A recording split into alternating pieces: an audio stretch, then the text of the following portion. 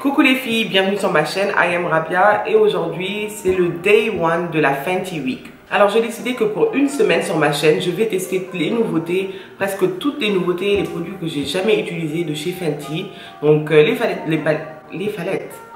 Pour le Day 1 de la Fenty Week, je vais faire ma routine teint avec que des produits Fenty. Donc ça va être une full face of Fenty Beauty, la poudre, le bronzer, le concealer, le fond de teint, le highlighter. On va aussi faire un test de durabilité de tous ces produits-là et donc je vais revenir dans quelques heures pour vous dire mes final thoughts, donc mon opinion de tous ces produits-là. Et là, je vais utiliser le Thayer's Witch Hazel. C'est un toner qui marche hyper bien et c'est ce que je vais utiliser pour tone mon visage. Puis, je vais utiliser ma base Evermatte Pore Invisible, une base perfectrice de chez BK. Mon visage devient très gras dans ma zone T, donc à ce niveau-là et sur mon front. Donc cette base elle est magique.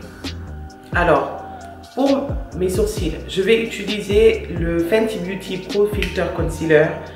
D'après Fenty, ce concealer a une couvrance instantanée, une haute définition universelle, une longue tenue, formule ultra légère et un fini homogène. Le concealer est hyper crémeux. C'est au toucher, c'est vraiment comme de la crème et c'est pas aussi fluide que le fond de teint.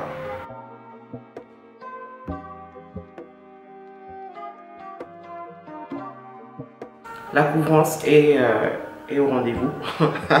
La couvrance est au rendez-vous, hein. Il n'y a vraiment rien à dire sur ça. Ma technique pour que mes sourcils soient plus naturels, c'est de rajouter que du concealer en dessous de mes sourcils et pas en haut.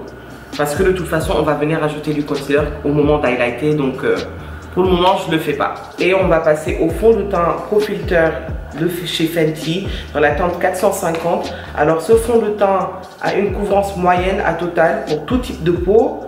Il est de longue tenue et il est léger comme l'air. Ça, c'est absolument vrai. Parce que franchement, quand on le met sur la peau, il coule.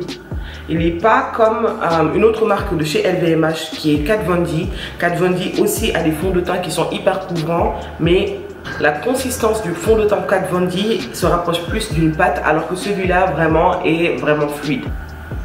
Et il faut agir très vite parce que ce fond de teint sèche, mais d'une rapidité qu'on ne peut pas expliquer. Et il devient plus foncé aussi. Donc chaque fois qu'on choisit une couleur, il faut un peu choisir une couleur qui est un peu plus claire que sa carnation naturelle parce que le fond de teint noircit. Voilà, donc à côté de ma main, ça donne ça. Pour le moment, le fond de teint est un peu plus clair, mais il va s'estomper au fur et à mesure. Pour le concealer, on va réutiliser le même concealer de chez Fenty dans la teinte 440. Et on va venir l'appliquer sous les yeux, sur le nez, sur le menton et sur le front. Le concealer aussi est un fini mat, mais en fait, on arrive à estomper. On a le temps de le poser et de le laisser sur la peau. Et ça ne fait rien. Alors que le fond de teint, quand on le met, si tu n'estompes pas ma chérie, laisse tomber. Laisse tomber si tu n'estompes pas ton fond de teint. Tu te retrouves avec des traces, des marques, des flèches. Puis on va set tout ça avec la Pro Filter Setting Powder de chez Fenty dans la teinte Honey.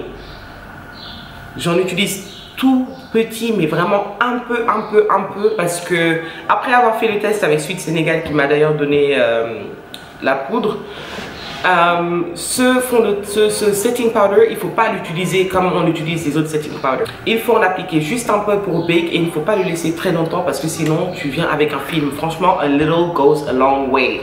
Et on va finir l'application de tous les produits teints de chez Fenty par le bronzer Mocha Mami, donc le bronzer Sunstalker dans la teinte Mocha Mami. This bronzer gives me life. Non, regardez comment ça passe. Ça donne mais vraiment de la chaleur à mon visage, mais comme pas possible. Et je l'applique aussi en dessous de mon arcade sourcilière. Un des produits préférés de chez Fenty qui est le Killawatt Highlighter dans la teinte Trophy Wife.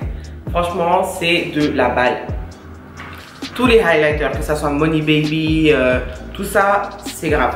J'en utilise vraiment un peu, hein. J'ai pas envie de faire cirque du soleil. Alors on va finir le look en appliquant les lip paints de Fenty dans la teinte Unveil et Uncuffed.